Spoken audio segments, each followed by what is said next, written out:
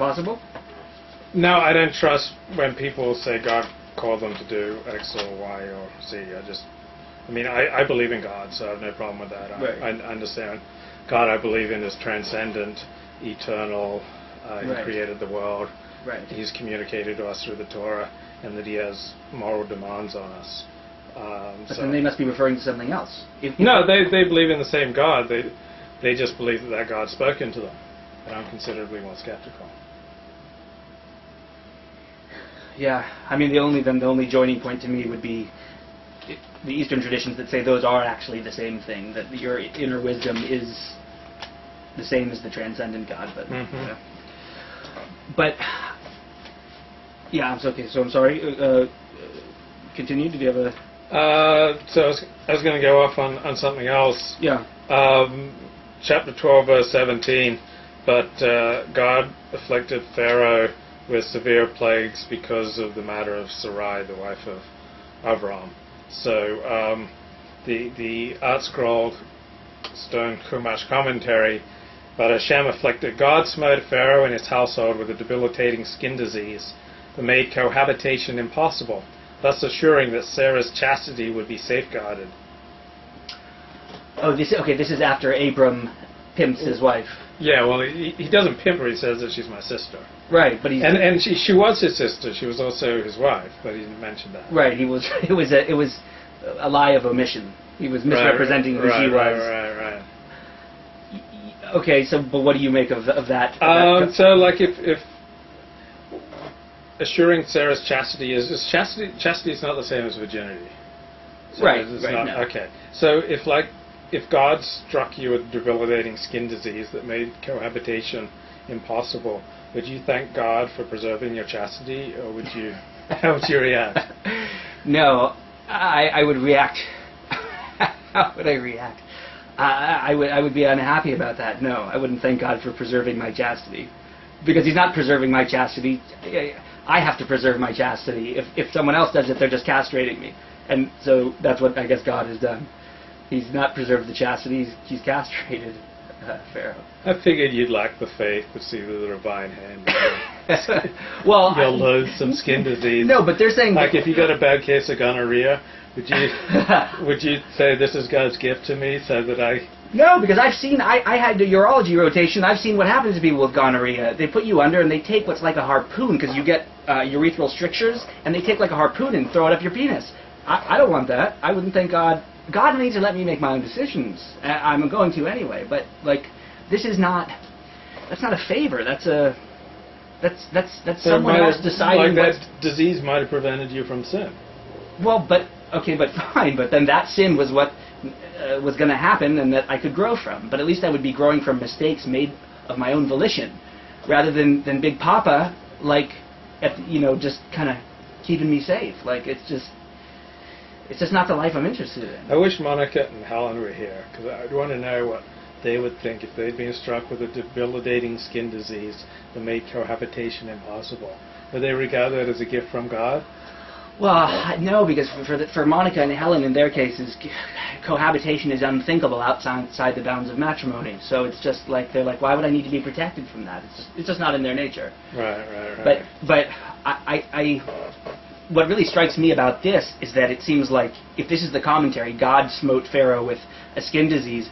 Actually, what the rabbis are doing is they're trying to get Avram off the hook, because it's not an attractive thing for a man to say, to misrepresent his wife as not his wife, so that she can get humped by the locals. And so the rabbis are kind of saying, well, but he didn't really, nothing bad was going to happen. She wasn't actually going to have to hump the locals just because Avram denied she was his wife. No, that is what, I mean, BS. I don't believe it. I mean, if he went in there and he was like, damn, my wife is hot, and I'm not a man of power in this place. No, then she Pharaoh and her were making love. Like, that's what happened. I have sympathy for Abraham. I mean, I think that I would have done the same thing. Because, I mean, I wouldn't want to die. And I would rather die. Like, it's better that my wife sleep with the Pharaoh than I die. That's what I say. Well, if she wants to sleep with the Pharaoh, genuinely. Well, better even if she doesn't want it. Better that she have to sleep with someone she doesn't want than me die. I don't want to die. I got so much to give to the world. No more Torah talks. But death is preferable to. I think death is preferable to certain things. It's not dishonor. Yeah, it is dishonor, but it's dishonor. It's not a public social dishonor. It's an internal dishonor. I love my wife. You'd rather die.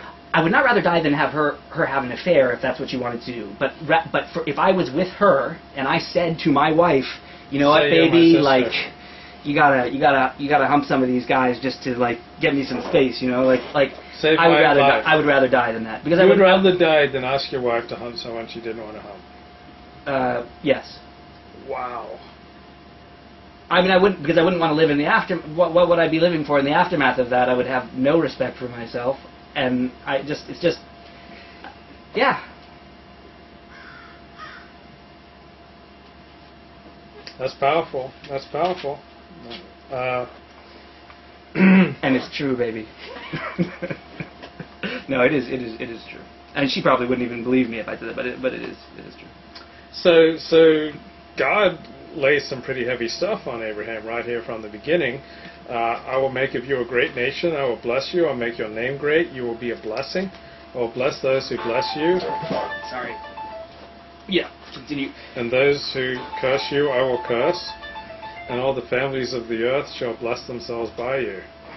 So, yeah. So that's some pretty heavy stuff that he's... Sorry, I'm just turning this off. Yeah, well, he's making... It is interesting because he's giving Avram a... He's asking something.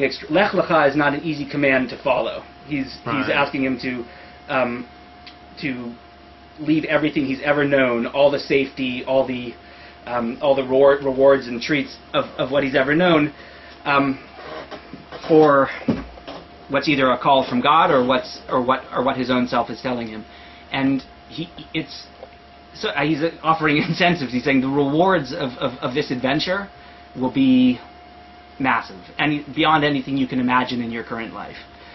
So it's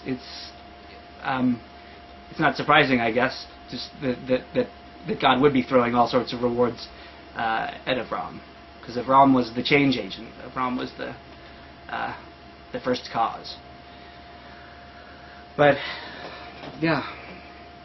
So this is what one rabbi says. This is the basic contract by which the chosen people are created. Two things are spelled out. The Hebrews will be watched over by God. Those nations who are the Hebrews' friends will be blessed, and their enemies will be cursed. If you look at history, that's pretty much come to pass. Interestingly, the contract does not promise to save us from any harm, just tells us what is going to happen to others. I guess it always pays to read the fine print. Right. And then there's another powerful paragraph. Then it spells out the duty which goes with this chosen status. In thee shall all the families of the earth be blessed, which means simply you'll have to work for this. You'll have to work to make yourself useful to the world.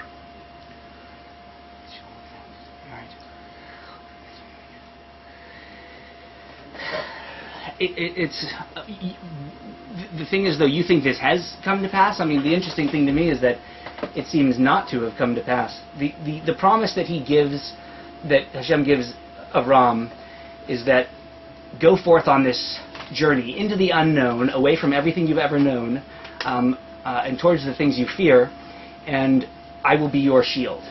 My awesomeness and my might and a third thing will protect you from damage and pain. But there's nothing in here. There's nothing in here about him being protected from damage or pain. No, he says he's the shield of I will be your shield. He offers to be. Sorry, I have to find the verse. But he says that he will the shield of Abraham. That's in Lech Lecha. It's nothing about protecting him from pain. No. I'm projecting into the text. He offers to be the shield of his shield, or he says he will be his shield in this journey. And the rabbis in the Talmud, actually, in I forget which tractate, because there's a big discussion on this, and it says awesomeness, might, and something else. Because then what they say is the Jews were so angry, the Hebrew prophets were so angry that, for example, Jeremiah refused to acknowledge God's awesomeness, because Gentiles were dancing in the Holy of Holies. So he wouldn't call God, he wouldn't talk about God's awesomeness. And Daniel was so upset